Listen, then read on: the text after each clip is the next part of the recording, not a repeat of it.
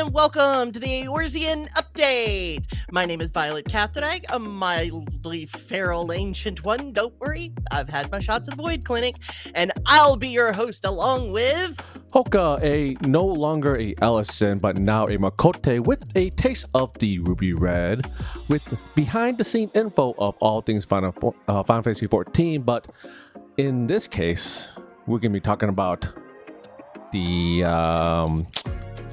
Ultimate that came out and was recently beat, and I'm pretty sure more team has beaten it so far. Oh yeah.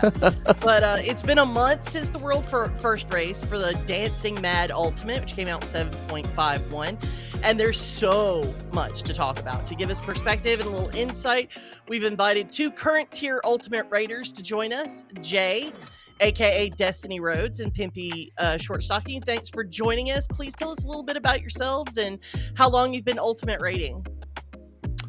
Yeah, hi everyone. My name is Pimpy Shortstocking. I'm a mentor from Balmung who's been raiding since 2.0. I have been Ultimate raiding since right before Dawn Trail and a little bit before that, like just right before the expansion came out. Yeah, and I'm Jay. I go by Destiny Rhodes in Final Fantasy XIV. I started around Shadowbringers, around like 5.3, right before they called off all the MSQ. I was doing lots of raid content, lots of minimum item, no echo.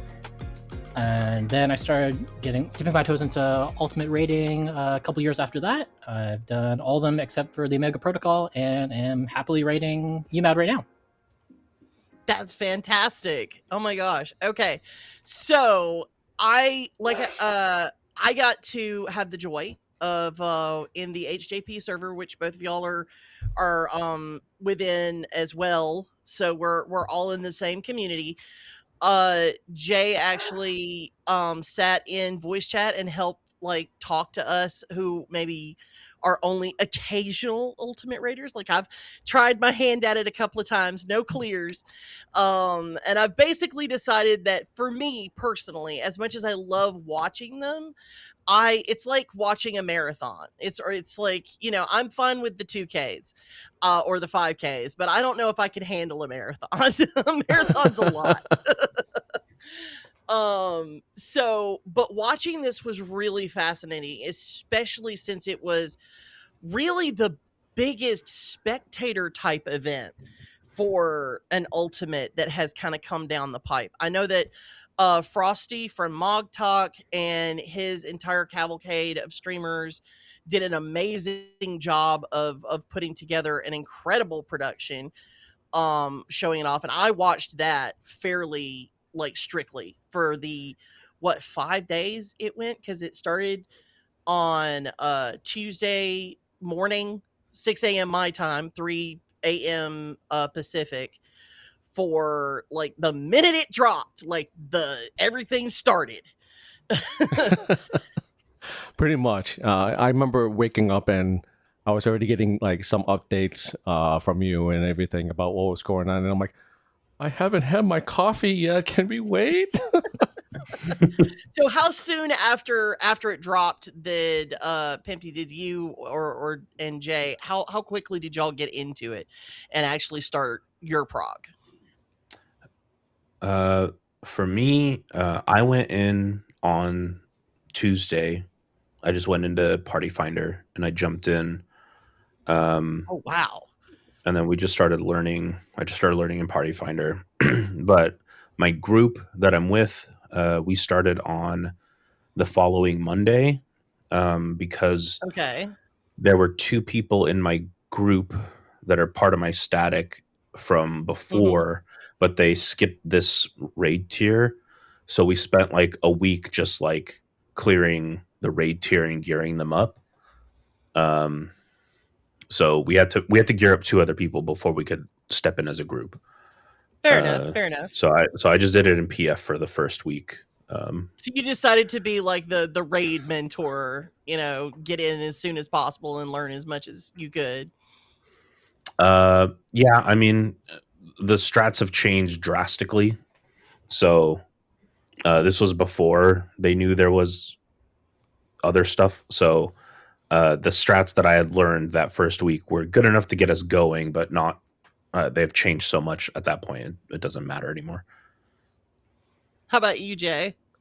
Yeah, I mean, I wasn't able to get in until that evening with my static group, but I think like everybody else, when I woke up in the morning, the first thing I did when getting ready, brushing my teeth, is check out the stream, see where teams are at. Has anybody managed to beat phase 1 and get into phase 2? So there was definitely an electricity about that first day, and it took me all my willpower to not jump into Party Finder because I knew I had to save my first couple pulls with my group that evening. Nice. Yeah, I will admit this one has been really electric. Like I was actually around for top. I remember all of the everything that happened with that, but I wasn't into raiding at the time. I wasn't a raider, and I had kind of decided that I was putting that off for a while. So while I got a lot of it filtering through the community, it wasn't something that I was like directly involved in. But this time around, like I get the excitement. I get it. It's like having a favorite sports team, and especially now that there's been so much production value put into the streaming side of it, it really is like being able to go to Raider Olympics and Yeah, watch your favorite teams. yeah, for sure. I think that especially because we only get 2 of these maximum per expansion. And I think I really encourage people whenever the next one comes out, if you're not really into this kind of thing, just, watch the charity stream. They do such a good job of breaking things down, especially on that first day. And on that first day, nobody has any idea what's happening, right? We might know what phase 1 and phase 2 are going to be, but there's really this excitement in the air when people hit that 3rd and 4th phases and we find out exactly what those bosses are going to be. It's really magical. It really is. It really feels like this one was also a really good one to like have story wise, even as a like break open to the community as like almost a viewership type event, because Kefka is such a character. Like, in case y'all haven't gotten the alert, I'll go ahead and I'll put it out verbally right now. There will be spoilers for this fight, story wise, as well as for the mechanics and everything. We're just going to talk about everything. And if that's not something you want to spoil yourself on, if you're a blind raider wanting to hold yourself back, now is your exit. Go ahead and hit the off ramp. We will absolutely not hold it against you. But Kefka and some of the twists and turns that they added in to the fight for the story. Ooh. Okay, so before we get into all of that, where are y'all in your own prog? For me, go for it. Oh no, I was about to say, I haven't even started at all. Like I've seen I've seen a good majority of phase 1 and phase 2, but like with the Buccaneers and whatnot, we're still dealing with Uwu. So it might be years until we might be tackled Kefka at this point. So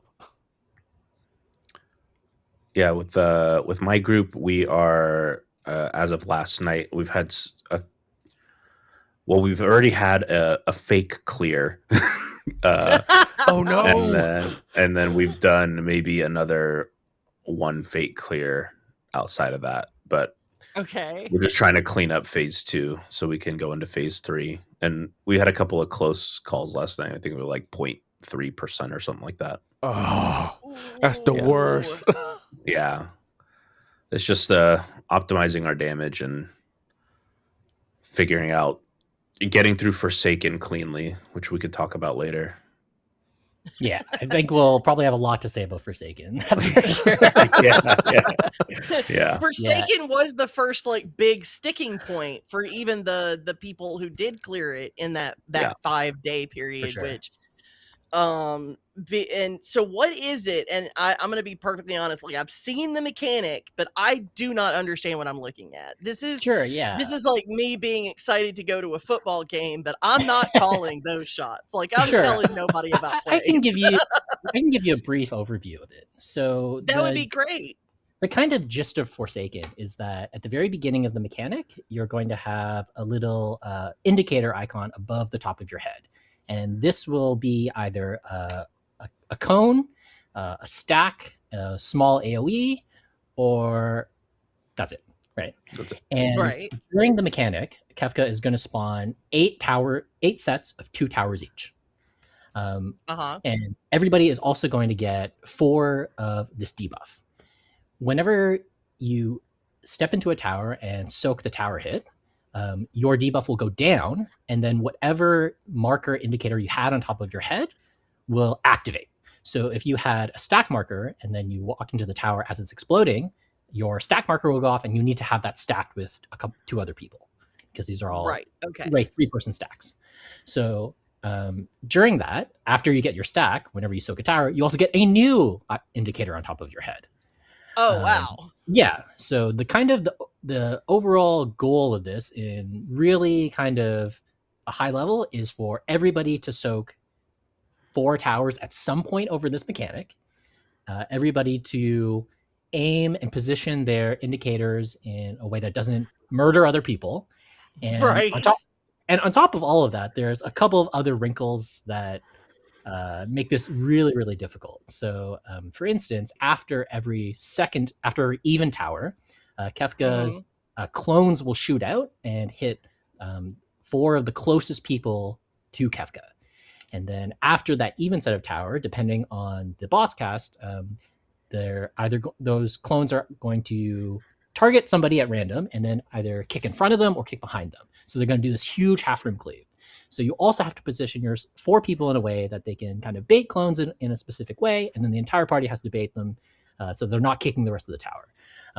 There's a lot of kind of other really particular nuances to that, but I would say that's Forsaken in a really, really brief nutshell. Really quick, brief overview that probably helps no one who hasn't seen it. Yeah. It's something. It really is something that the first time you see it, and the kind of few subsequent times you see it on somebody else's stream, you're going to be like, I really don't know what's happening. Yeah. And it is visually overwhelming. Visually, it's super visually overwhelming. Visually, you just explaining it hurt my head. I don't know. And this kind of might spoil some things a little bit later, but I would say I think Forsaken is an incredibly well-designed mechanic, and part of what makes it really awesome is that if you're somebody on the bleeding edge doing this race for world first, there's a ton of different ways that you can solve this mechanic, depending on who goes into which towers, which indicators are going into which towers, which kind of priorities you have for who flexes for who adjusts for who, kind of where you put these positions. And if you look at all the different world first racing teams, they all have these vastly different strategies. I've seen a lot of strategies where 2 cones will point towards each other, and it makes like this kind of diamond formation, which if you've done this fight in Party Finder, you'll know that that's absolutely not how you solve that mechanic. No. But kind of one of the, not at all. But I think one of the beautiful things is that we have this kind of Party Finder solution that everybody can get on board of, and that even if you're not somebody who is on this cutting edge, you still have this hyper precise, really kind of law mechanic that is super challenging, and it's a blast to do. It's super fun to do, and I think we can all just count our lucky stars that this is a phase 2 mechanic and not a phase 4 mechanic. Yeah. I think if it was a mechanic in a much later phase of the fight, it would be extremely frustrating to prog. Even with how well designed I think it is, progging it would be it wouldn't be fun. I don't think it would be fun, just because of how demanding it is, and having it early on. Phase 1's kind of whatever at this point, and since phase 2 is mostly Forsaken and then another whatever mechanic, it's well, at least for non-tanks, it's I think it's a good spot for it. But if I agree, if it was later on, it'd be one of the things that I've always found really interesting about the game design, especially for the fight design for Final Fantasy XIV, is because it is built around this whole, like, you can try it again and again and again. It has to be this very sort of linear model, right? But that means that you also have to keep in mind, like, the human body and mind can only take so much in a period of time.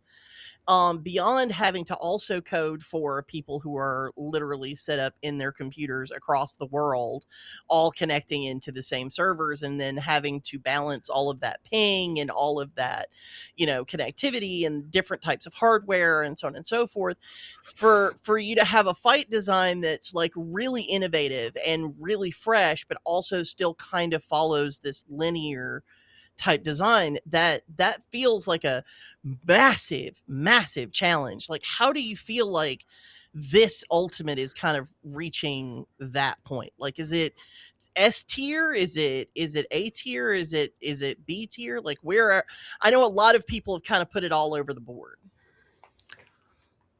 I've only been up to phase 2. I've Right. looked at phase 3 and I'm scared. I heal.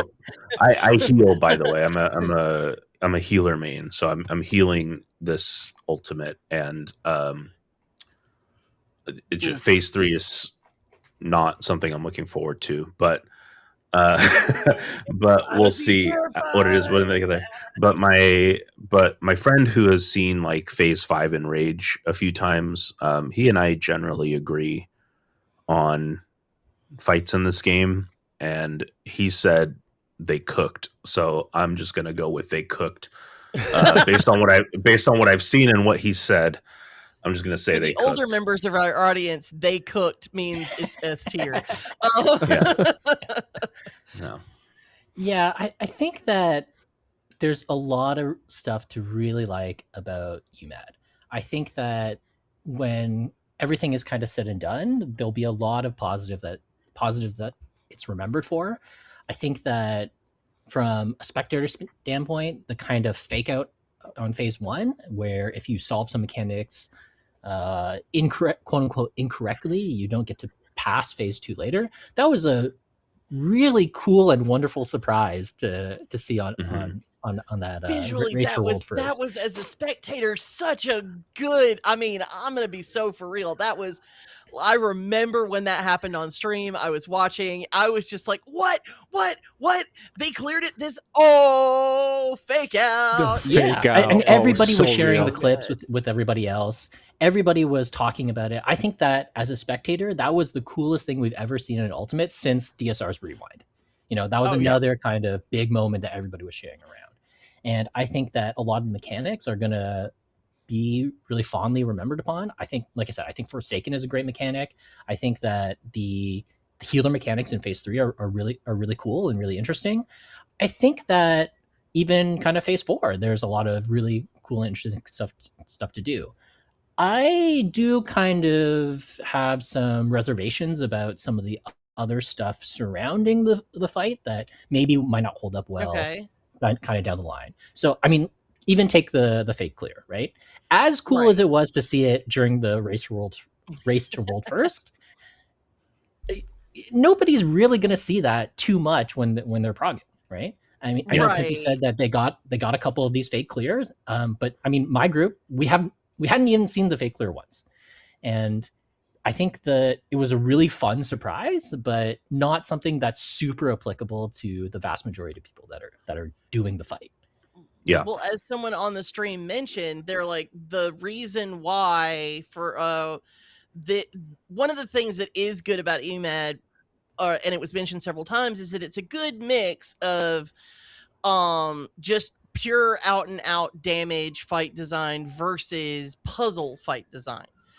But any fight that's too much of one or the other starts to have some pretty extreme problems. For instance, Uwu is a great beginner ultimate because it is a puzzle ultimate for the most part. And once a puzzle is solved, it's solved. So at that point, it becomes much easier to have a follow the buttons 1, 2, 3 sort of setup to be able to learn how to do it, versus having to come in and know that you have to be top of your game on your DPS, and you also have to be able to visually solve all the puzzles as they come through. Yeah, for sure. That adds more complication. So, I was gonna ask, like, what are your feelings like as someone who's progging it, though, because I was wondering how often that was going to show up. Like once you had the like the puzzle solved, how often the fake clear was going to show up. Is that more of an indicator if someone just like failed a mechanic, or you didn't get the like positioning correct? What does that indicate for you for your team that you might need to work on? So for my group, so we only raid. I say only, but we raid 7.5 hours a week. It's like Uh-huh. so 2.5 hours, 3 days a week. So we're relatively casual in that sense. Um, so when we got to phase 2, even if we didn't solve the puzzle or like someone died or we had a damage down or whatever, we just kept going into phase 2 to practice Forsaken, because that was like That's okay. so we weren't really worried about our damage or solving the puzzle at that point. We're just trying to get more consistent, because it's all about consistency when you raid in 14. So we were just trying to Right. get more consistent on Forsaken. And so the 2 times we've fate cleared was, can we be can we be consistent in Forsaken, and can we dish out the damage that is required to push to phase 3, with or without an LB, preferably without, because we need it later. But Right. so I don't think, like Jay said, I don't think we're going to see um, phase 2 fate clear anymore. Mhm. We should just be, if we mess up the puzzle, we'll probably just either, if we feel like we need to practice Forsaken more, we'll practice Forsaken and then wipe, and then, or we'll just continue on and start over.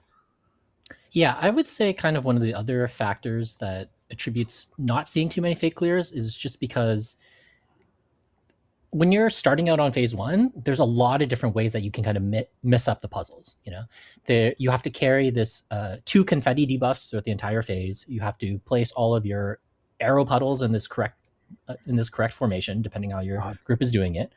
And if any one of those things gets messed up, and that only sounded like 3 things, but it's a lot of things. It's a lot of things. And if Yeah. you're, for instance, if you're somebody who has this confetti debuff and you get a damage down, the damage downs in ultimates are way more punishing than they are in other content.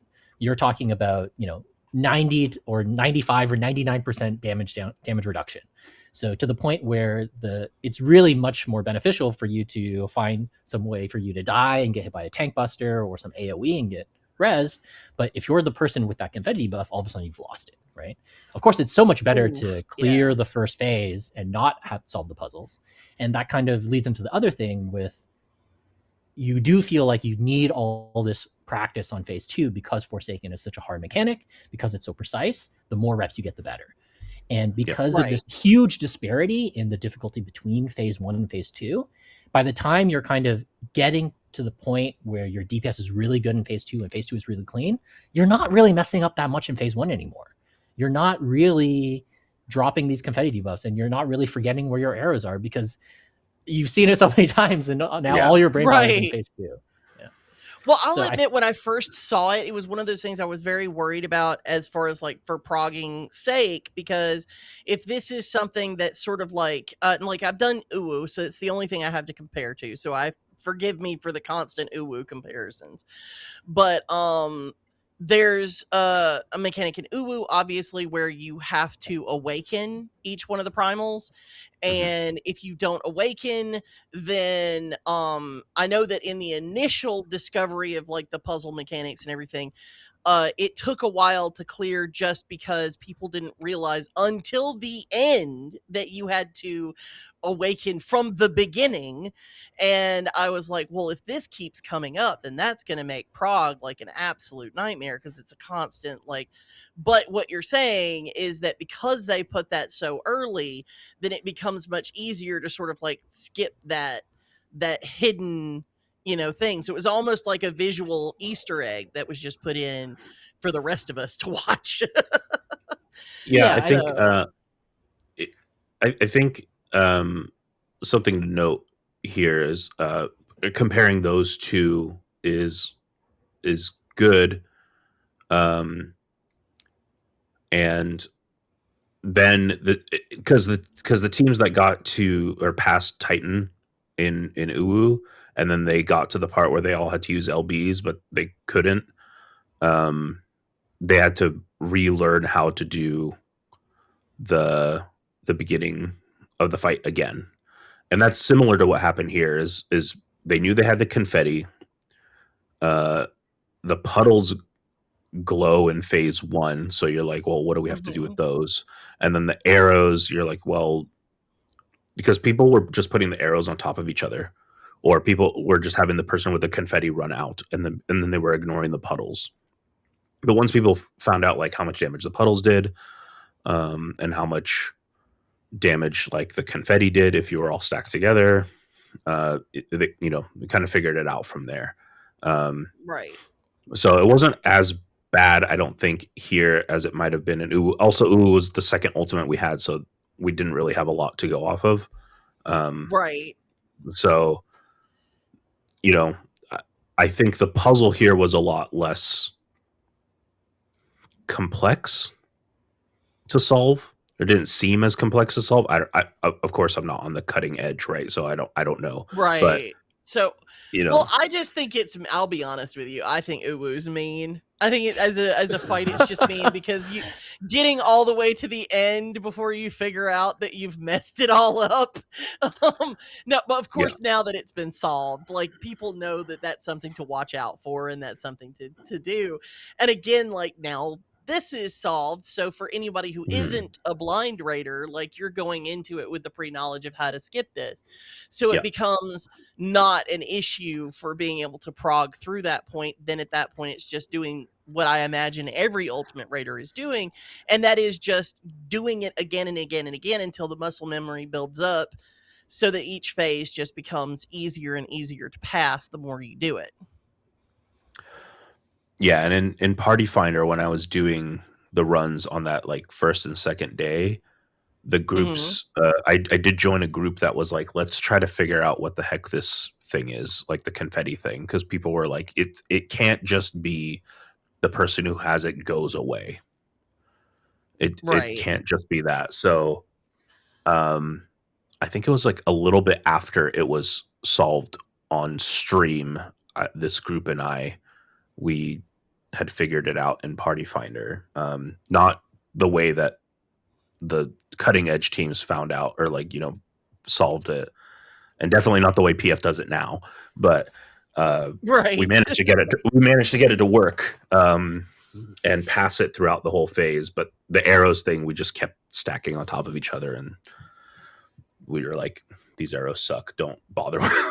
Don't do that. Don't do that. Yeah. And until recently, and they were just patched, so they actually function properly now. Oh, good. Nice. Yeah, that's another thing I wanted to talk about.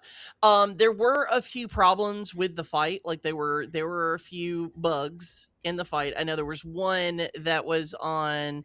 Oh gosh, what is that mechanic called with all the triangles? Trines, yeah, trines. Trines. There we go. See, you'd think I'd know that, but the ADHD it sits in the rotten brain real bad. Anyway, so trines. There was what is it? One of the northern positions had a bug in it, so that it was not, didn't work as a safe space or something like that. The northwestern trine, it would appear to be rotated one way, but when it exploded, it was actually rotated kind of a different way. I think it was exploding at the edges instead of at the tips of the triangle. Kind of depending how you want to talk about what the bug was. Yeah. Okay. So, and then there was the bug with, what was it? Sprint would have caused you to actually skip over the arrows, because there's the one mechanic where confusion hits, and the solve from that, from what I gather, was that was part of the laying down the arrows in the correct configuration, so that when a confused player hit it, they would basically be transported into a circle, staying relatively in position to be able to continue to fight. I'm describing it very poorly. Please, someone who knows better. Yeah, so I think when it came down to the arrows, there was a couple of complaints that people had. So kind of the first is kind of what you're alluding to, is that when you step on the arrows, it it moves your character in the arrow's direction for a certain duration. You might hear people call this a forced march from other fights. And Right. people were like, oh, if I'm sprinting, the force march carries my speed. So what the heck's going on? I will say, if you were one of the people who complained about that, that's a skill issue. All right. There's been a lot of fights in this game with force march. If you've ever played with a scholar or you've played scholar, you know not to hit expedient right before one of these force marches. Because everybody goes right into the wall or to somebody else. This is not the first time they've done this. Okay. Okay. I would say the expedient scholar thing. Go ahead. I'm so sorry. Yeah, no, it is very funny, right? Because there's this one critical engagement in the Southern Front or something like that where everybody has a force march, and then you can play scholar and put them into the wall. It's pretty funny. But the other kind of thing with the arrows was there was a little bit of this network weirdness because depending on the way your character moved and depending on when the server thought you hit the arrow, it could kind of move you maybe a little bit too early or too late, kind of depending on exactly what people call the server tick. So they kind of had, and I think that although it never happened to me, I could see how people were a bit aggravated by that. And so the new kind of this fix is that even no matter where the server thinks you hit the arrow, it will always move you starting from the middle. So they kind of standardize this whole thing. So there should be no more kind of wonkiness unless you're sprinting. And like I said, skill issue. Right. Well, here's the other thing is that and I know you said it didn't happen to you, but it did happen to my group where if you popped sprint and you got the force march, it would make you go over the arrow. Like you would completely skip over the arrow itself. But that's how these force marches work. All these force marches work the same way. Sure. In this particular one, they did actually confirm that it was a bug, though, because of the way that it was skipping over.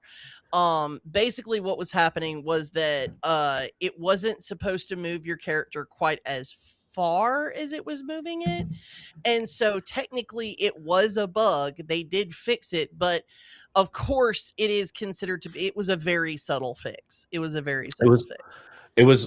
issue was that if I popped sprint, I use as like, I don't know, not me specifically, but if I pop sprint and I'm the one being force marched into the first arrow before it starts sending me off wherever, I would just sometimes just sprint over the arrow completely and miss it, and it would just make me kill my teammate, or whoever, because I had the confusion debuff.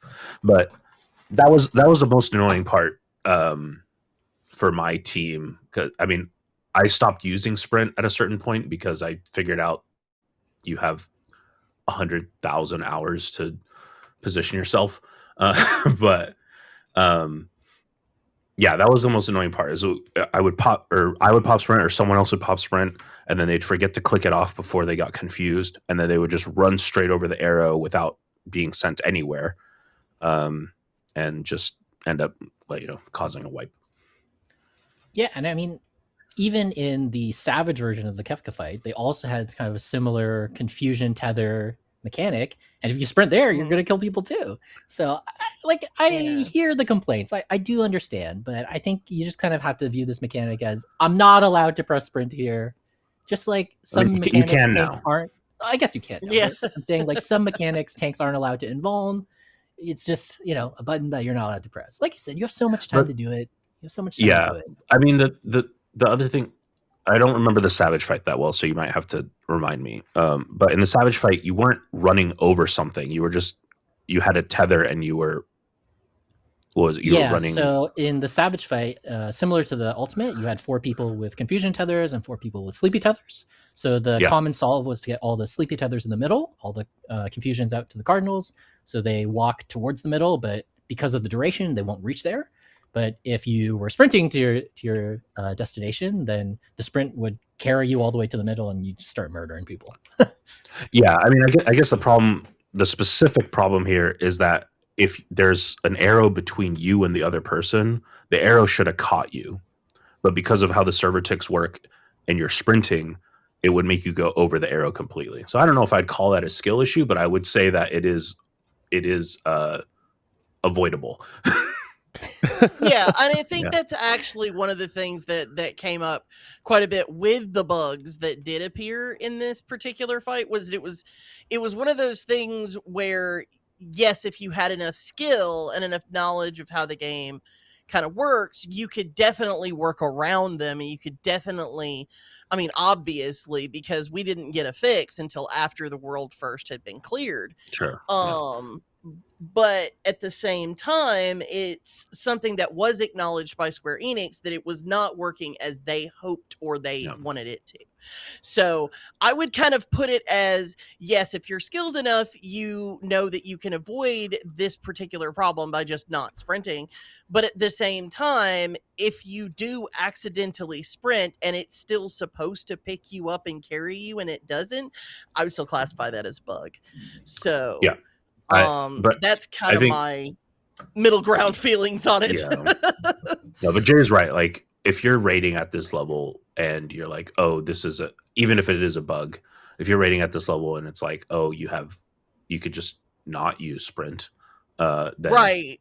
just don't use sprint. Yeah. That seems like the obvious solution. It really does. You're absolutely correct. And Jay's spot on with that. And at this point, when you get to where your ultimate rating, especially at that level, you would hope that you would be able to like recognize when is and when isn't an appropriate use of any skill that you have. Yeah. In fact, one of the things that's intimidating that I will fully admit I get a little scared by ultimate rating by is the charts and the actual like full breakdowns. In fact, I got introduced to a whole new concept, and that is the ninth man for rating. I know that of course Square is very big on not having any third party, and that'll factor into something else we'll talk about in a minute. But third party add-ons, nothing like that. And of course, that means that the world first, which, by the way, I would like to clarify for people who are not aware, world first for Final Fantasy XIV is an entirely community run event. It is not sponsored by Square. It is not overseen by Square. Square has exactly zero to do with it. It is entirely something that the rules are decided upon, the rankings are decided upon by the committee members of people who are just volunteering their time to do it. So this is not the same situation you would have in, say, fighting games or even World of Warcraft or a bunch of other games where their developers oversee their world first races. So, yeah, and I think that a lot of the, let's say, criticism of the world first event, I think maybe a little bit misguided once you start to think about those things in that kind of lens, right? And, I'm not saying we have to excuse everything that happens there, and we are allowed to be critical, but we also have to think about, okay, look, this is, again, like you said, a community run event. It was literally one person back in the day, and now it's grown a little bit, but it's still something that's just people who are doing it for the love of the game. Yep. Right. Nobody's winning money. Like, nobody's really getting like cash and prizes, and like you're not world firsting or anything. Right. There's no sponsorships. This is not the same kind of level as people who are like being a world first raider for a job. Yeah. This is still their hobby that they are paying money to do. Yeah. So that's my attitude on it. But by the same token, it's one of those things where you have to kind of look at the world of ultimate rating, especially in this cutting edge world first environment, is very different investment wise. Because not only do you have ninth man, you also have like having to make sure everybody is on the same level with like ping, with computers, with having all of that set up, making sure everybody's operating at the same level. It becomes a lot, even if you are not invested in a financially beneficial way into the environment. You know what I mean? Mm-hmm. Yeah. So But even still, like, what are your like? Do your teams have ninth man? Do you have somebody like overseeing and helping, like, have like a top down view, or well, not literally top down. You know what I mean? Somebody who's just like watching a stream and helping like figure out plays, that sort of thing. Or do you just Yeah, like, how do you do I it? think for teams that are kind of after the world first race, that's not Right. really something that really needs to be done. I think Oh, really fair enough. the core role of that ninth man is to do problem solving and mechanic solving. And after that Mm-hmm. first week, the mechanics are pretty well understood, and there's lots of people out there making guides and Google slides and paste Mhm. bins and raid plans, and those are the things that people tend to follow now. So I guess in those ways, those are kind of like the ninth man. But I would say there's also kind of a shared responsibility for people to kind of own their own mistakes. In a world racing scenario, you might have extra people to review over previous polls while the players in game are still kind of making progress. But I think in a static rating scenario, it's not uncommon for people to just review their own footage, review their own data, and say, okay, this is where we messed up. This person was too far left. They should have been stepping a little right. And I think that is usually also a role of a ninth man sometimes in these world first racing teams. So would you say, like, especially in 14 right now, where we have a feature called the strategy board, would that be something that is actually useful Oh yeah, in this oh case? Or yeah. There are lots of people using the strategy boards for this ultimate. I've seen a lot of people use it for the arrow mechanic in phase 1. I see lots of people using it for the tether mechanic in phase 3. So this is something that it does get a lot of use. It is very super valuable to just have something in your eye line that is reminding you of where to go.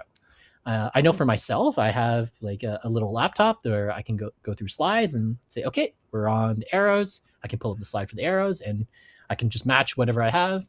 And even later on, you have your Forsaken placements, you have all these kinds of things. It is super useful, and I think the strategy board is getting a ton of use for that purpose exactly. it's not Oh mi- my god, it's not made are for you memes? telling me that it's are you telling me that there's a use for strategy board beyond memes? Yeah, Houka, surprisingly. write that down. I think the original envisionment was maybe to, literally share strategies with each other to say, okay, these are Right. 7 random strangers. This is how we're going to solve the mechanic.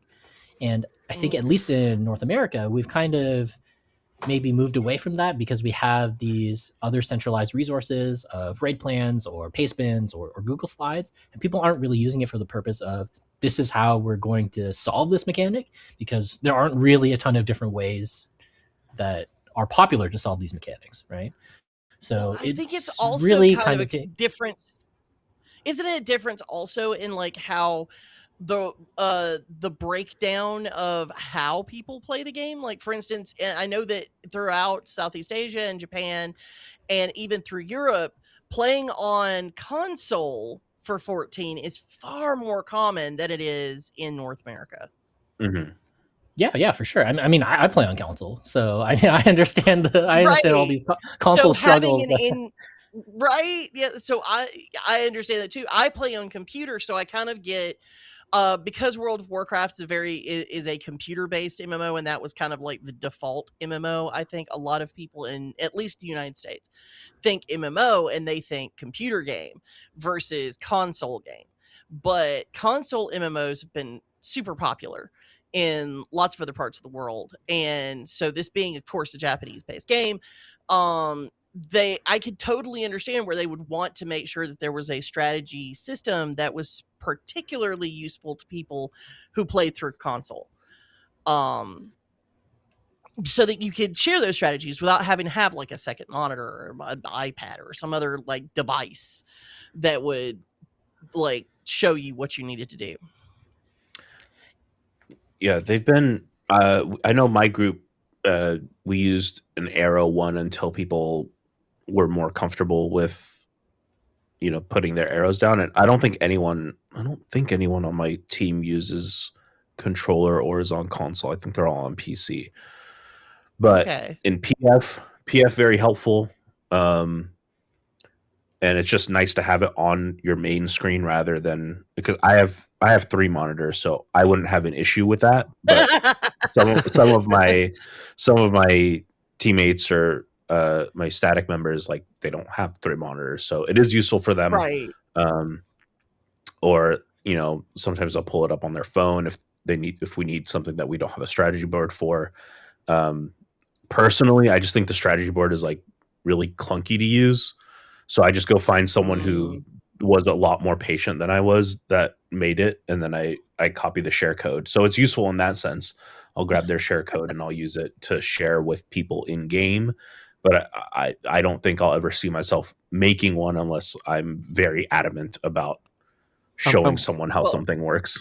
I'm pretty sure we probably got the strategy from the same website, but you probably use it for way different reasons than why I go into that site.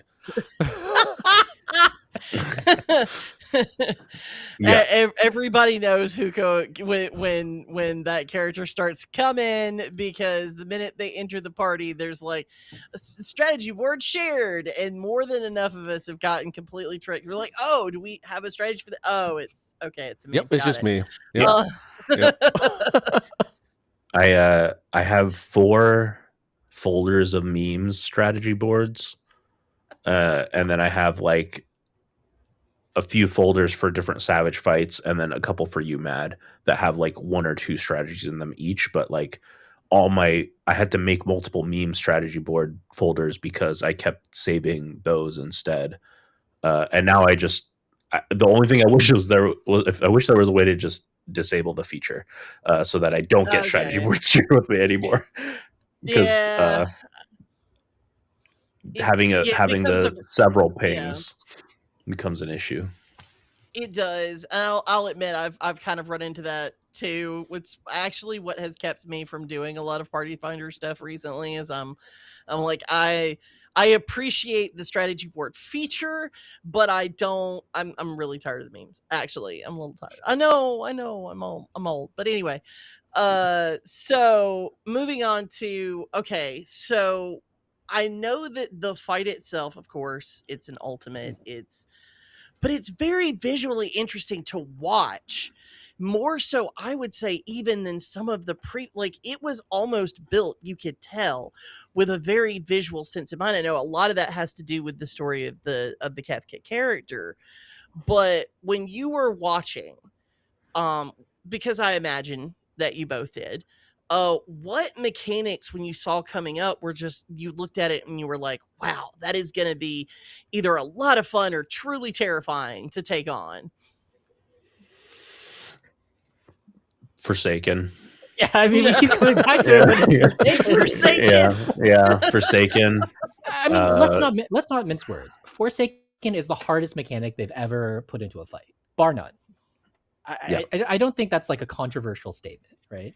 That is absolutely the coldest take I think you've had today. It's real. I don't think it's up for debate, really.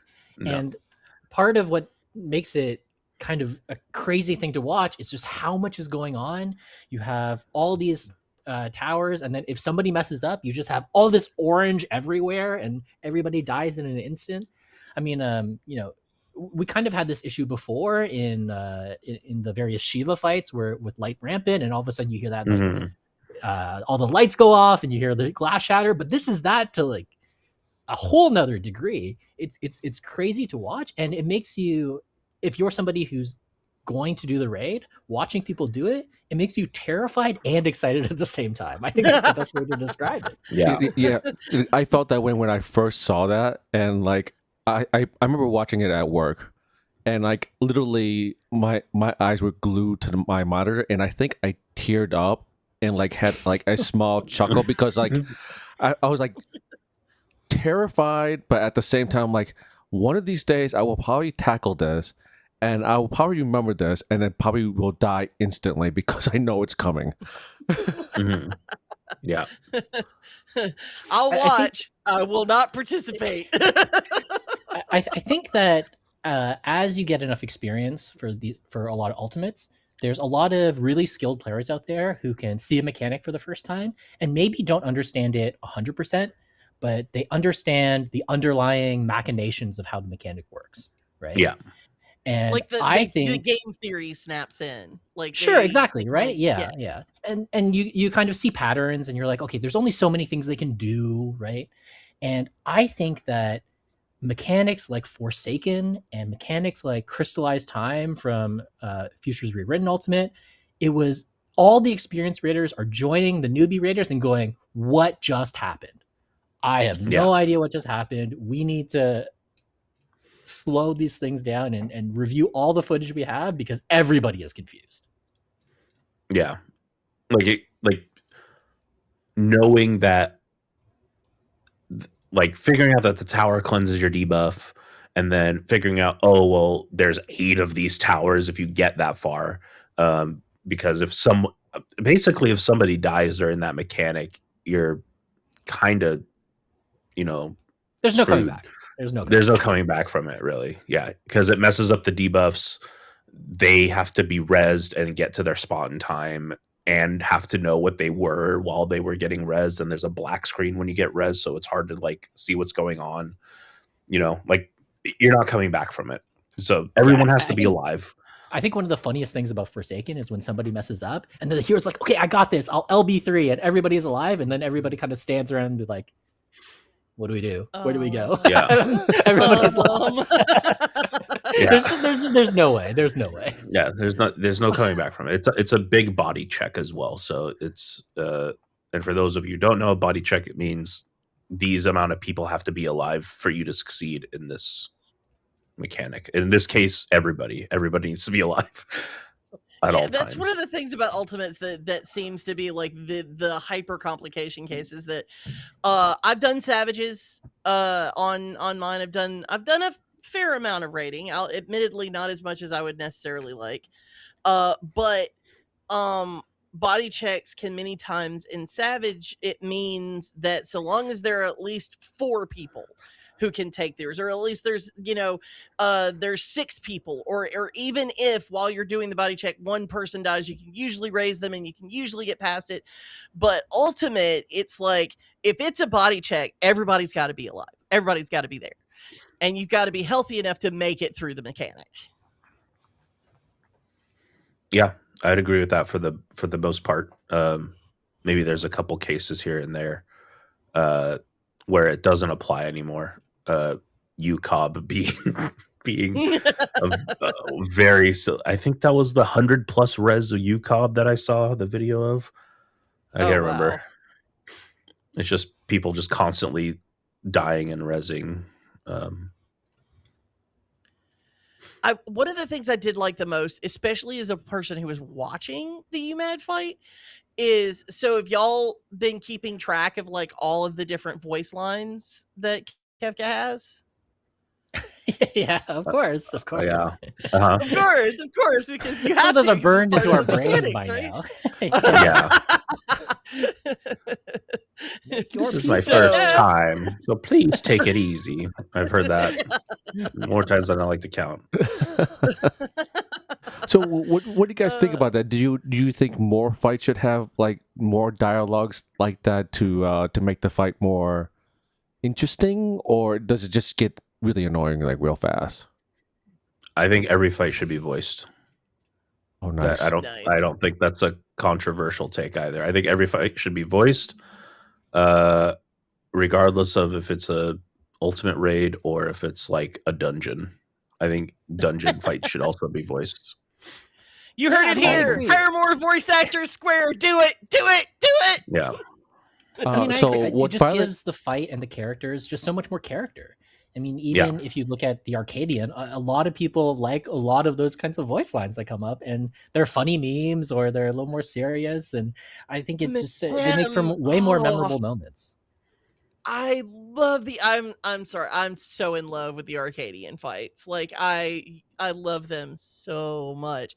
And yeah, Mitem is the whole reason why I love them so My much. That ring!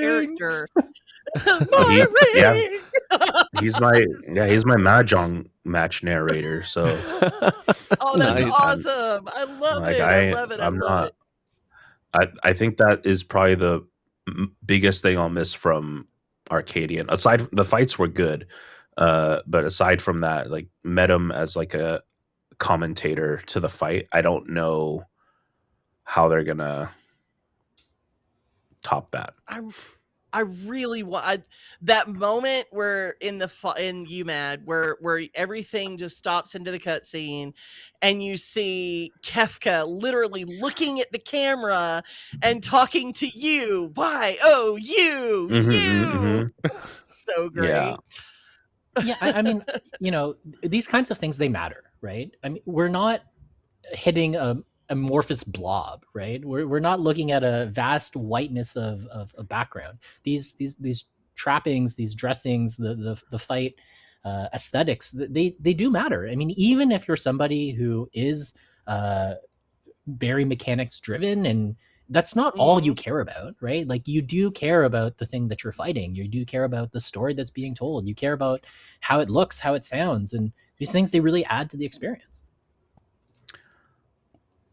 yeah. I and even like outside of that first, outside of that like camera grab thing, right? Like knowing that you did the puzzle right from phase 1 because he says something different transitioning into phase 2, or like it just having like a confirmation like that is nice, because sometimes it's hard to see like, oh, did we get all the arrows?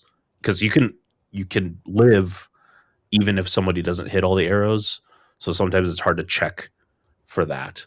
So having a voice confirmation line that says, this clearly isn't your first time, Right. even having that is very nice, just to take a little bit of a mental load off. Yeah, I mean, I imagine that also kind of adds to it, because it's like playing on a team, like you're playing a sport or whatever, and a lot of times having that sound of like a score was won, or a point Yeah. was made. I know auditorially, like I used to play a lot of sports in my childhood, so having that sound, even if you're someone who's on the other side of the arena playing defense, or you're doing your part, knowing that the Yeah. score was made because the strategy worked is actually incredible. It actually adds a whole lot to the experience. Yeah.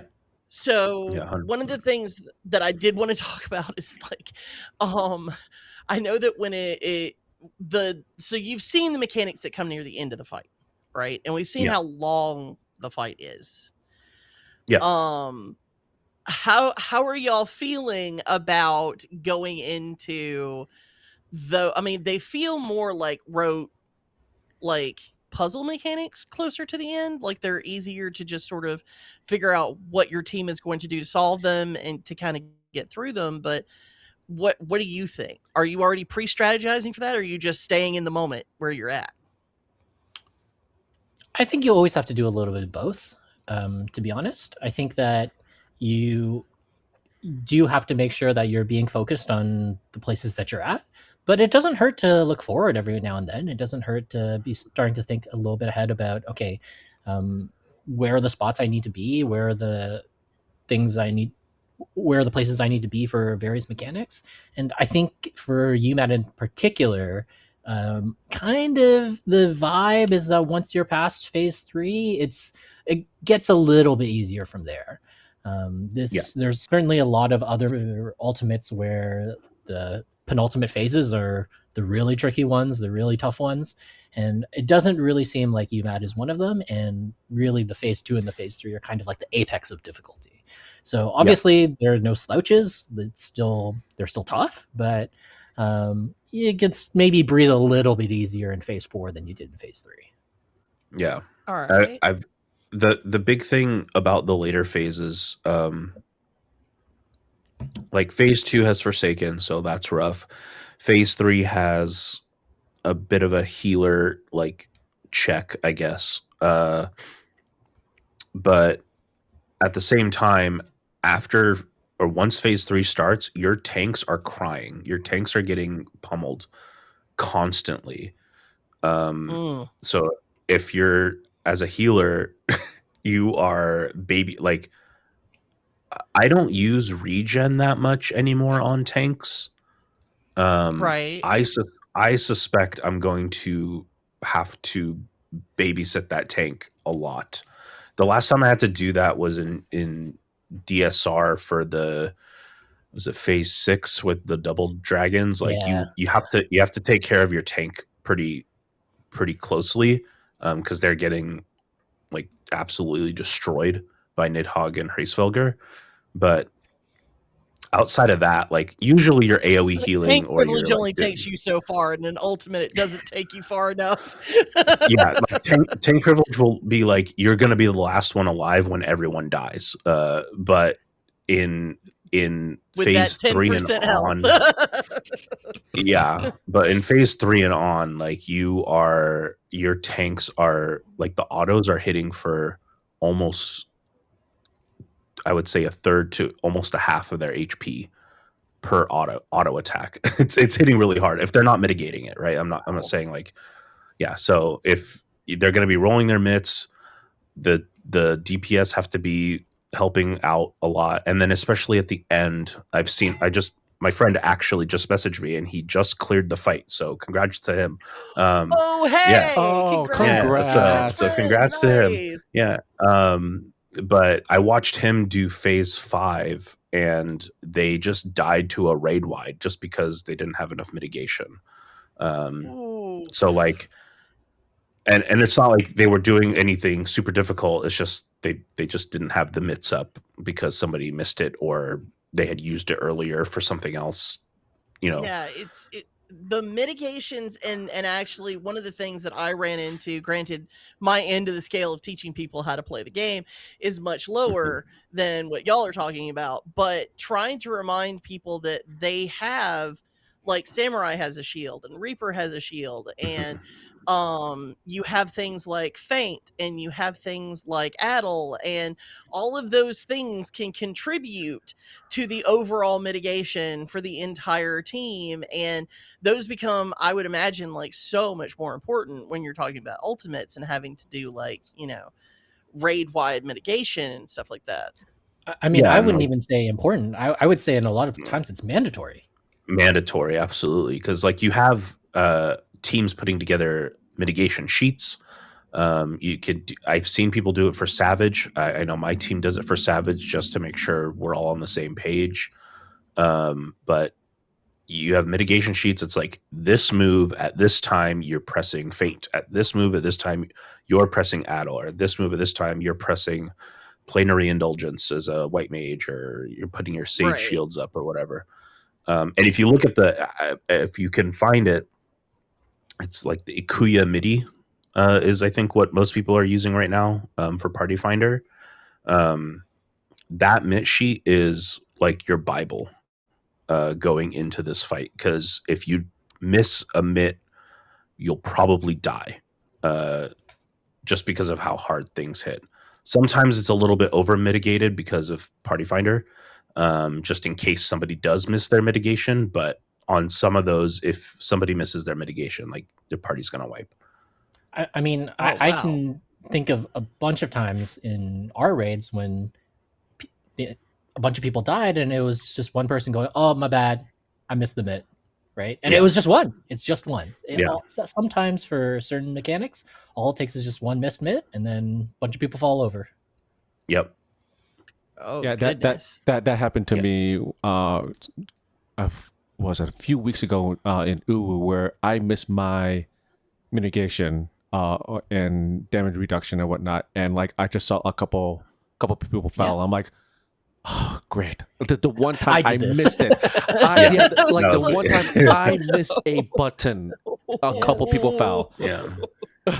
Okay, so this is another thing that I would like to just very briefly talk on because, of course, my whole knowledge of raiding and everything is much lower scale. But as ultimate raiders, like it feels like one of the first things you have to tackle is not even making sure your DPS is perfect, or even making sure that you're, it's just the bravery it takes to know that you could be just totally screwing everything up for everyone.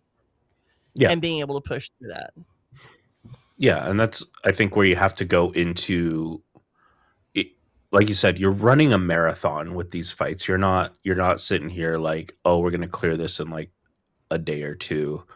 Like, it's going to take us, maybe at my level, it's like it's going to take us a few months, right? Like, you're not going to be sitting 2 weeks from now and be like, we did it, easy. So you have to be prepared for that. You have to be, you're going to make mistakes. Like, nobody knows the fight. You're going to make mistakes. And you need to have a little bit of a, self-talk, introspection, and like maybe a little bit of an ego check for some people. Like you could be the best raider out there, but you also don't know what's going on. So you need to be able to communicate that clearly with your team and kind of keep a good attitude about it. Because the second somebody starts getting salty, it just brings down the whole group. It doesn't, it's not just affecting you, it's affecting the other 7 people or whoever else you're raiding with.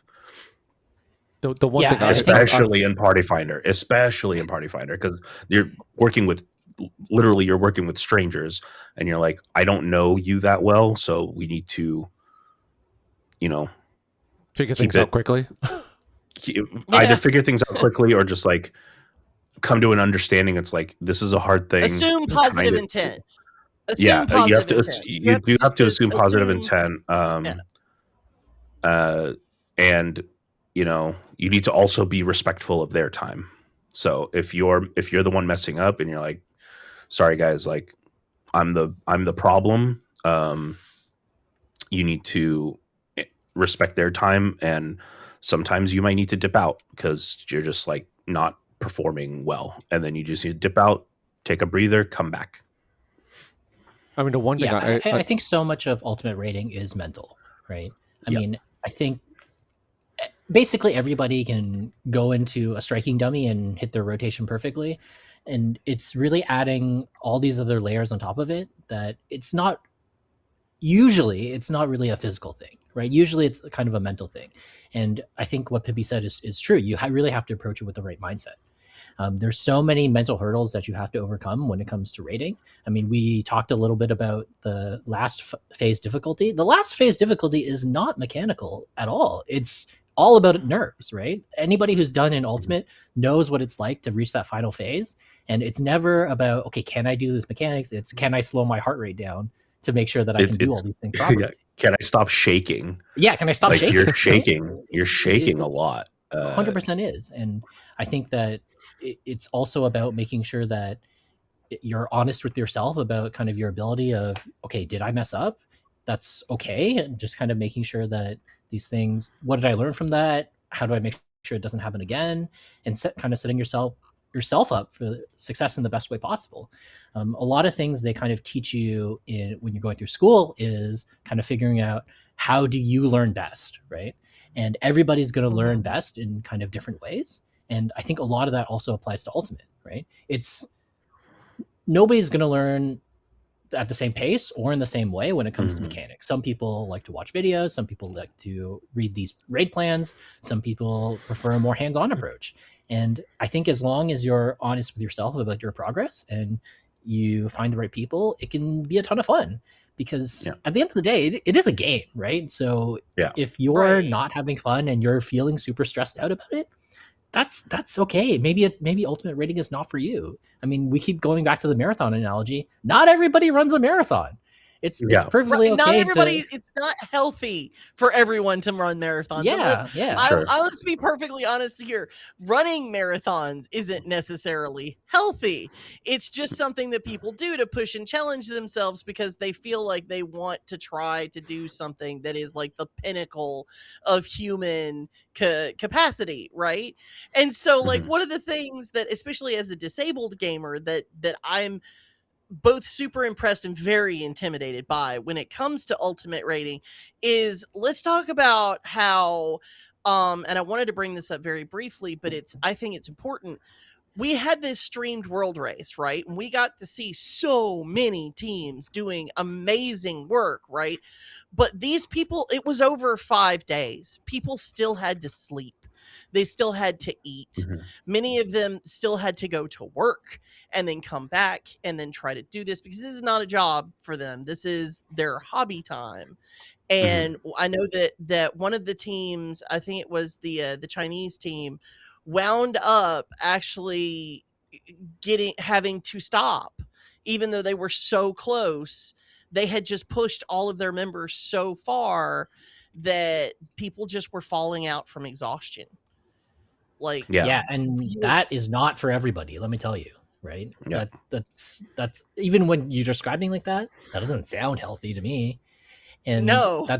it's just not for everybody, right? And I remember there was one tier where I was doing a static where we were raiding every evening.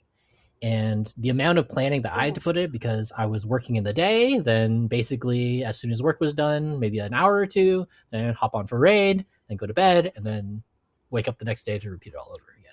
So you have to do tons of planning about, okay, what am I going to eat? Let's maybe make a couple of freezer meals, maybe make a big, something that can last for leftovers, but it adds so much stuff. And then at the end of the day, you're thinking, okay, was it worth it? And for a lot of people, Right? the answer is no. But for some people, the answer is yes. And Yeah. again, Right. that's perfectly okay, right? Not everybody is going to be able to raid 16 hours a day, go to bed, wake up and raid. And in the same kind of vein, not everybody is going to be in a position where their best way of doing an ultimate is in Party Finder. And not Right. everybody is also going to be in a position where their best way of doing an ultimate is in a static. It totally depends on how you best want to tackle this content, your schedule, all these kinds of things, and your own mindset of it. The way your mindset has to be in Party Finder versus static is so different. It's so different. Like, it's so much easier to have forgiveness for the people you're in a Discord call with, the people that you're hanging out with on in all these kinds of things, because all these things, they humanize these people. And then when you go into Party Finder and you just see 7 other names and you're like, oh, this bozo stood in the AoE, what are they doing? Yeah. Do they not know any of these mechanics? And then you just have to step back and say, okay, yes, they messed up, but that doesn't mean they're horrible. This doesn't mean that they don't know what they're doing. They just made a mistake, the same way that anybody else could Right. make a Yeah. mistake. I will say a lot of the times when I'm doing Party Finder, I mean, especially the first week that this was out,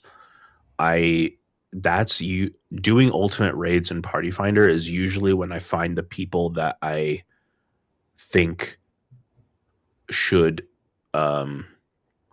take a step back from their keyboard before they type something out, because there's people that are in Party Finder at least going to be very cruel,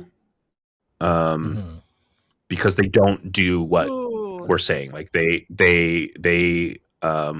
like, you made a mistake, it is your fault, just quit, you're the worst. And like, that's not helpful to anybody, and 2, like, you're just actively like pruning out people that have potential to do the content that you're doing, and you're not making it a fun experience, because again, it is a video game, you should be having fun, and you're not having fun because you're just being mean-spirited, and that person's and now nobody's having fun because Right, unless that is somehow Yeah. your sick way of having fun, at which point, please, I beg of you, go Sure. find another game to play. Go Go touch some grass. outside. Go to, yeah. Go Yeah. outside. But, Grass, yeah. go pet a puppy. Yeah. But yeah, so like Jay saying, like you need a certain amount of mental fortitude, not only for yourself, but for the potential of people you're playing with, and just being able to like roll with the punches sometimes, because sometimes you're gonna have those days where you are not making prog, like you're hard Right. stuck on Forsaken, or like you're joining I'm joining a group that's fresh phase 3 and you're dying to arrows in phase 1, so like it's Yeah. it's a lot of work. And it happens. This is just a natural part of learning something, a natural part of progressing something. And, Mhm. You're compounding that issue by 8 people, right? Yeah. Right. I think, honestly, I think the takeaway is that, especially when it comes to anything that is a challenge, we must all understand that it's not just a challenge for ourselves, it's a challenge for every other person in the room. And everybody is attacking and approaching that challenge in their own way. And we all need to have grace both for ourselves and for others. Mhm. And that's the way to maintain actually being able to A, have fun, and B, actually build our own, self-satisfaction in the challenge. Yeah. I mean, I had it's the same mindset I had to have when I was doing Saint of the Firmament, because like that was like my first time doing something like quote unquote Right. challenging in 14, because I hadn't done ultimates up to that point, but that was 10 days of like I did meal prep, I was working while I was doing it, so it was like I was doing I was doing I was working from home while I was on my other monitor crafting in 14 for 10 days. Oh, So, wow. and I think it was like 20, I did like 20 hours a day. So I slept like four hours a night. And again, that is not for everyone. I look back on it and I'm like, it was worth it to me, but would I do it again? Absolutely not. So when the new cosmic stuff came Right. out, I was like, I'm good. I'm not going to craft for a week. It's actually not even structured the same way, but Yeah. like I get, yeah. Like So that I sort was of like, I want to challenge get that mode is, superstar.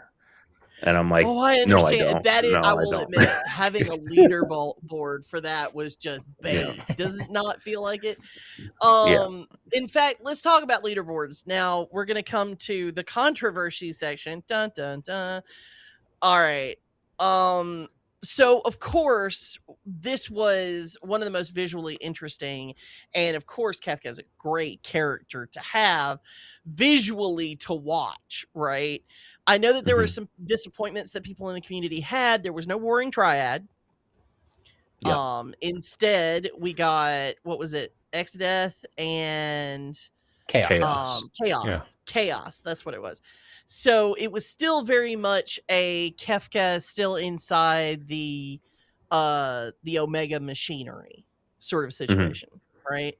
So I know there were a lot of people disappointed that we didn't get more references to other Final Fantasy games. But then of course we had what I consider to be like the grand outside controversy, which is we had this massive production.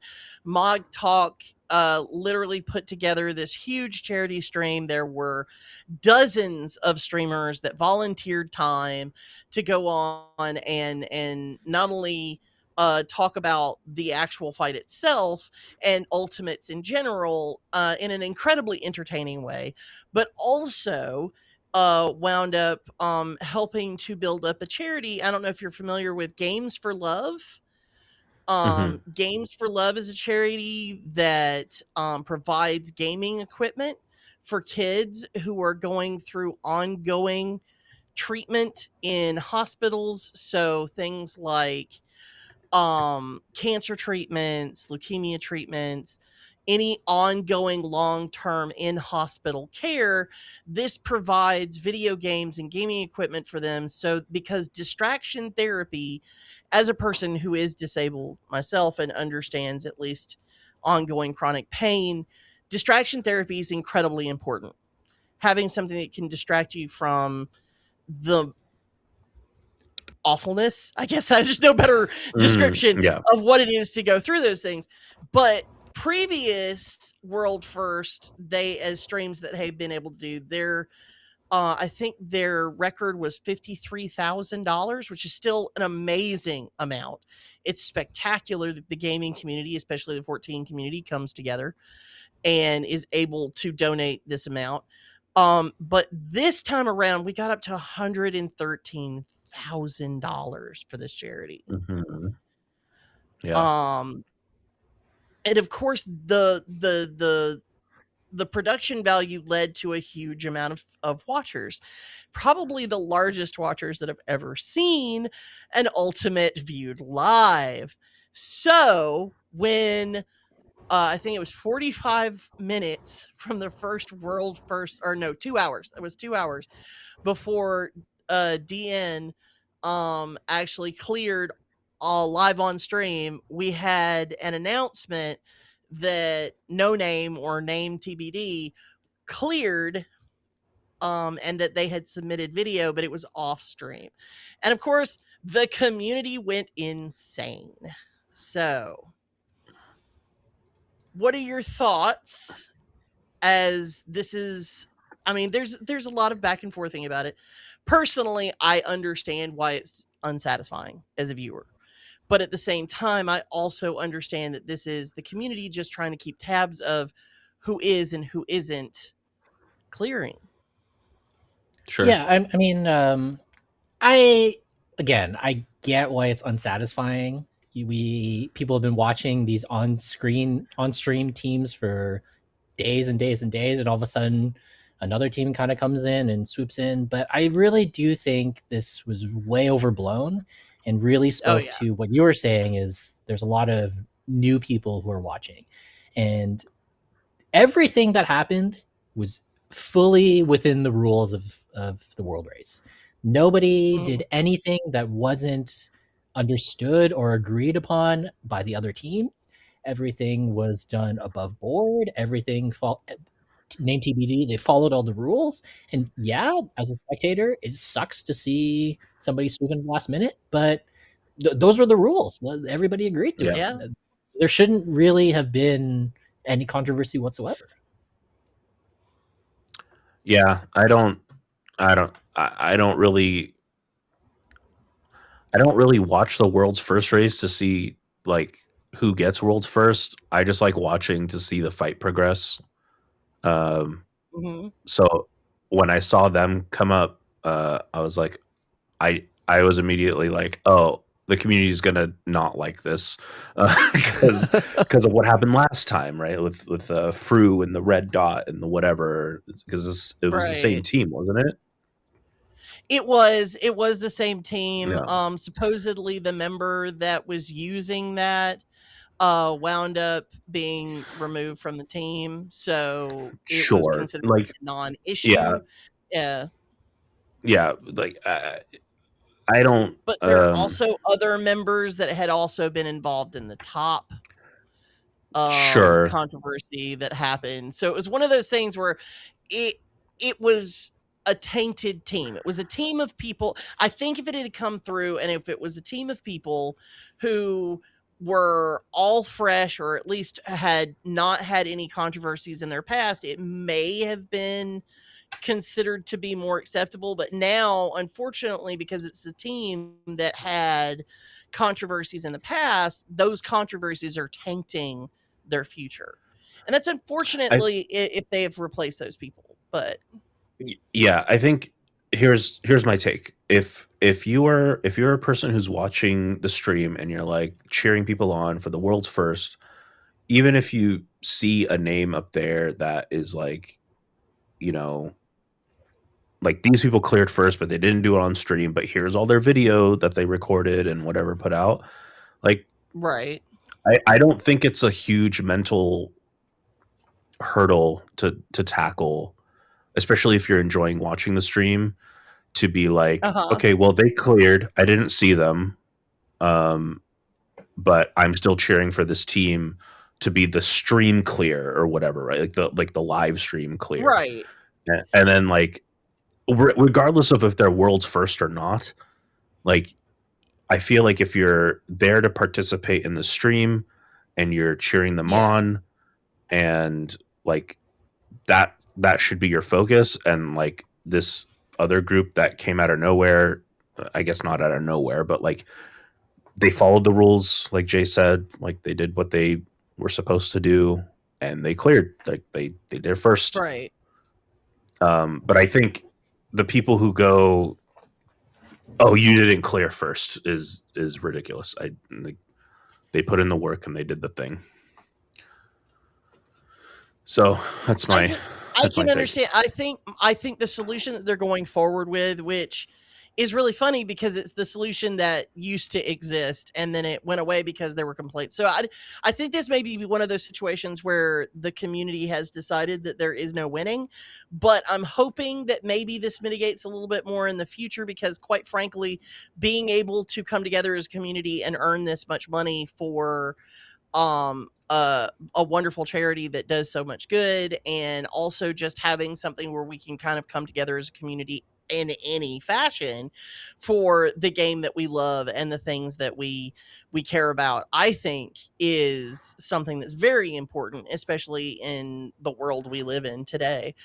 But I would say that the solution is you have the overall leaderboard, and then you have the stream leaderboard, and then we have the two things kind of with a very gentle like dotted line in between the two as far as leaderboards Sure. go. Yeah, and I think that you're also bringing up a really good point here, is that I think the people who are maybe a little bit upset about this, right there or wrongly, I think maybe you should take a little bit of a step back and realize what was kind of accomplished, right? It was, for all intents and purposes, a really great stream. They raised a ton of money for a really great cause. And if you think about the teams that are streaming, they didn't have to do that, right? They didn't have to stream. And it's so unlikely for a streaming team to get world first on an ultimate, because you're giving up so much information by streaming. Right. Everybody else gets to look and see what you're doing. And if you're not a streaming team, you get to hide all of your own strategies from everybody else. So the teams that are streaming, we should really just kind of appreciate what they did. You had teams like DN and Poikos, they put on a heck of a show over the 5 or 6 days. Well, then they're also technically performing, because there's always the watched aspect of it. You will perform differently if you know that you're watched versus unwatched. 100%, right? And I think that kind of, rather looking at the team in first place being kind of angry at them and swooping in to take in that first place, I think maybe we should kind of flip the script around and say, okay, wow, that was a really great event. I'm really thankful that there are teams out there who are willing to take this handicap. And that's really what it is. It's a handicap to entertain everybody and raise money for a great cause. Yeah. 100% agree. Yeah, I 100% agree with that as well. I think that's absolutely the way to go forward, because I want to see more streams of this, because it was not only just an amazing production, but I want there to be more opportunities for us to come together as a 14 community and do something that's positive, because we seem to all come together really quickly when there's something to get angry about. But sure. Well, I think that's just the human condition. Oh yeah, 100%. We all love the drama. We love the drama. Yeah. But having something that's also like really fun to watch that can be dramatic for other reasons is also, I think, spectacular. So I'm excited to see what comes of this. Where do you see yourselves like on Prague maybe in the next 6 months? Are you just taking your time, not worrying about it, or what is it about this one in particular that's kind of grabbed you? I mean, my group did a vote when it was announced, and we said, do we want to do this one or do we want to do one of the other ones that we haven't cleared, because we haven't done top or Fru yet. And the whole group was just like, let's just do this one and then we can go back. So in the next 6 months, hopefully we'll have cleared it. I sure hope we would have cleared it. But we're definitely just aiming to clear it before Evercold, because outside of that, it's like, what, I'm going to do Beastmaster maybe. We'll see how that goes. Right. We are in that And last year of like the trickle of content before the Yeah. next expansion. Yeah, so like I get on, I raid, I do whatever else I feel like doing, but honestly, like I just play something else, or I'll come back and do some roulettes or play with my friends, or yeah. So I mean, like in 14, I'm gonna clear this fight before Evercold comes out, and if I don't, I will cry. The installation going, Pimpy, Yeah. the one tier. Like, I understand. I have a lot of goals that I'm trying to meet. I'm an achievement hunter, so while my achievements for ultimates will be coming way later, my goals for before Evercold are that I want to get to I'm at 13 right now for Kraken. For points, I wanna get Nice. to 10 before Evercold. So I believe in goals. I think they're important. Yeah. I am still trying to figure that out because lately I've been so stressed out because of work and everything. But I literally log in, do a couple roulettes, and then I'm sitting there going, "What do I do next after that?" Yeah. So what about you, Jay? How's the next 6 months for your static going? Yeah, I mean, well, hopefully we'll have cleared by 6 months, that's for sure. And I think whenever I think about high level 8-player content, I always want to clear before the Hector guide comes out. And I think we're probably going to clear before Hector puts a guide out for you. But I think for me, you know, we kind of talked about it earlier, where you see the fights and you see them being done by other people and you just get so excited. Whenever I do ultimates, I always have this kind of vicious cycle where I get really excited. I go, yeah, I want to do this. And then I'm really excited. And then as the prog starts to slow down, you're like, why did I sign up for this? I'm never doing another ultimate ever again. And then they announce the next one. I'm like, sign me back in. And the cycle continues. Yeah, and the cycle continues. Yeah. But yeah, I think like everybody, you know, there's motivations both intrinsically and externally. You know, the weapons are cool, the title is cool, but it's really just being able to say, I have done this. This is one of the biggest challenges you can get in Final Fantasy XIV, and the satisfaction of clearing one, it never leaves your body. I remember exactly where I remember exactly where I was and my like mental state and all these other things of each ultimate the first time I cleared them. And it's just this adrenaline rush, and there's nothing like it in 14 for me. It's indescribable, really. It's like winning your own personal little Super Bowl every time. Oh wow. Like yeah, like you I like do, the amount the amount of times that like how we were saying earlier, when you get to the last phase of a fight, your goal is to survive, and your blood is like pumping, your heart's pumping, like you're just like, I remember in DSR, I think it took us like 4 or 5 months of progging that to get it done. And the first time we got to like that last phase, and I'd practiced it in my head over and over and over again, and just like my hands are shaking, my whole body is shaking, like I'm hyperventilating a little bit, like it's a lot. Like you just have your like adrenaline like pumping, and there's like no feeling like that. Yeah, there's no feeling like that. And that's everybody's experience, right? What Pimpy is describing is everybody going through all of this, right? And that's not even talking about the actual feeling, like when the boss is casting enrages, when you know you have it. Oh yeah, it's crazy. It's crazy. Yeah, so one of HGP member took me to another group that was doing Uwu that day, and so for me, for my experience, like it, that group took me all the way to ultimate weapon. Mhm. So at that point, I'm like, what you guys were describing was what I was feeling during that time. I'm like, I was panicking, my heart was racing, I was shaking. I'm like, Yeah. what am I supposed to do? Woo! I am Yeah. scared. Yeah. I was so terrified. I'm like, okay, I'm done. It's like you can, and the thing is, like, you can, like Jay said again earlier, like you can practice your rotation on a target dummy as much as you want. The second you get into that like state, it feels like you've just forgotten how to play the video game sometimes. Pretty much, and yeah. because you're just you're like so excited. It's like, oh, what am I supposed to do? Right? What am I supposed to press? And you're just like trying to run through the mechanics in your head again, and all that stuff is like It was was pretty much like, it was like I forgot what I was doing. I forgot what class I was playing, and then I was getting orders barked in my ears. I was like, wait, Yeah. what? I was supposed to go where? You said left. I'm going right, and it was just chaotic from that point. Yeah. So okay, so how do y'all feel about, like, are y'all a one and done type people, or like you guys like, I cleared the ultimate, I got to the top of Mount Everest, I don't want to do this again, or are you like, woo, let's go on the ride again? How many It depends on clears are we talking?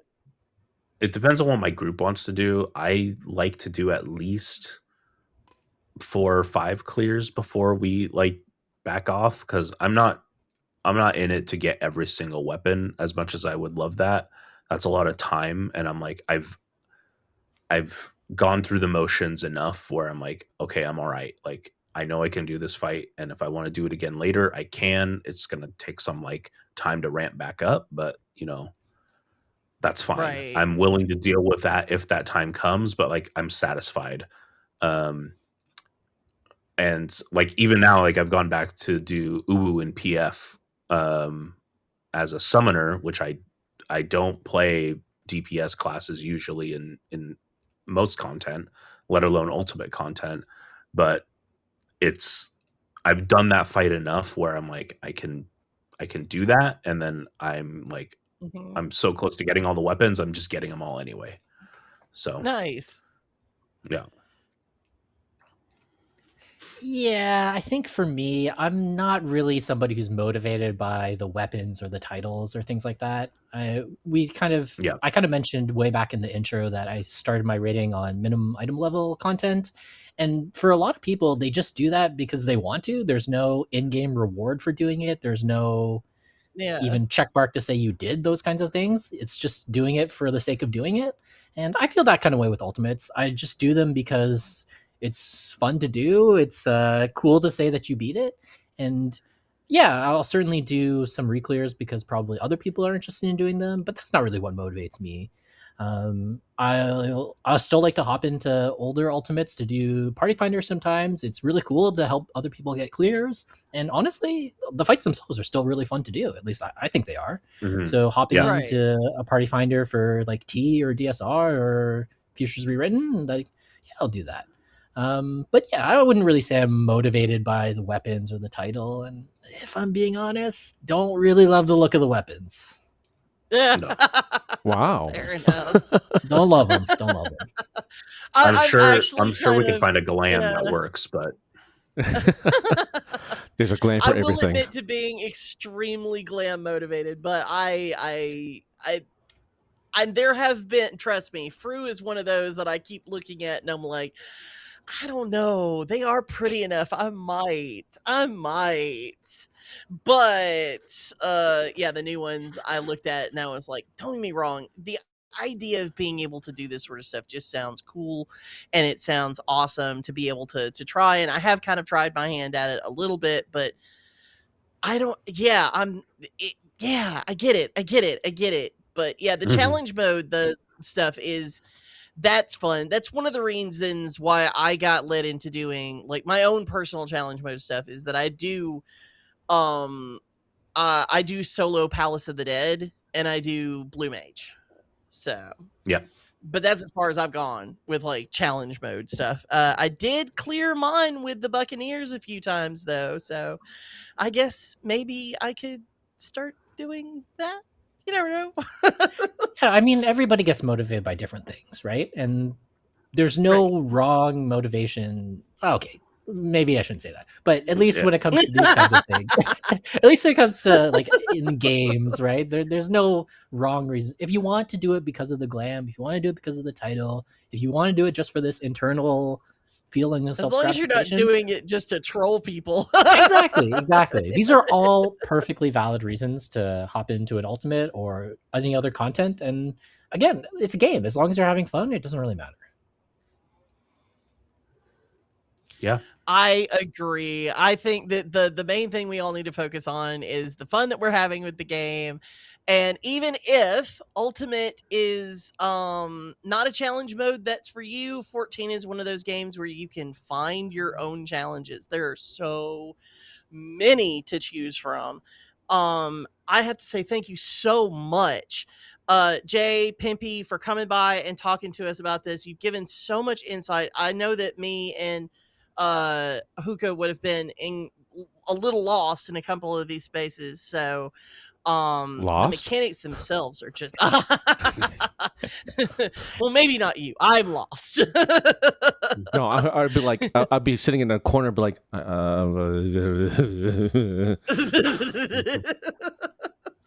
So this has been really great talking to you. I really love every single time I get a chance to talk to y'all in the community. And this has been great. So I hope that we have opportunity to talk to y'all about future stuff that's coming out. Can does anybody want to leave any words of like where we can find you, or maybe don't find you, little outro to the audience? Yeah, sure. I stream on Twitch every Monday, Wednesday, and Friday. That's where I'm doing my Ultimate Prog.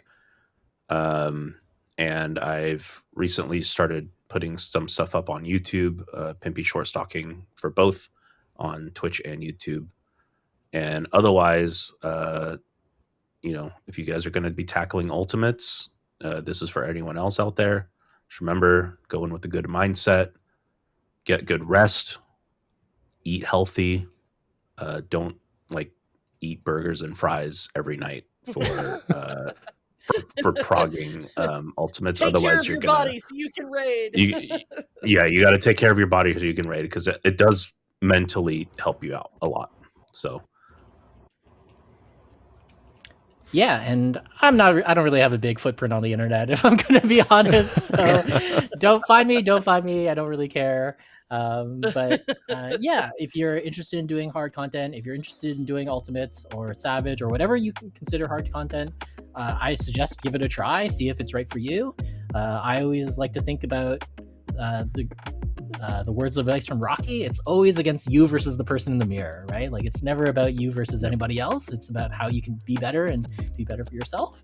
And the last thing is just treat everybody the way you want to be treated. Treat people with kindness. Treat people with respect. Yep. Absolute words of wisdom in any context, I think. So thank you so much, y'all, for joining us. And we will be seeing and hearing from all of y'all in the comments. And we'll see y'all later. And may your etheric travels be free.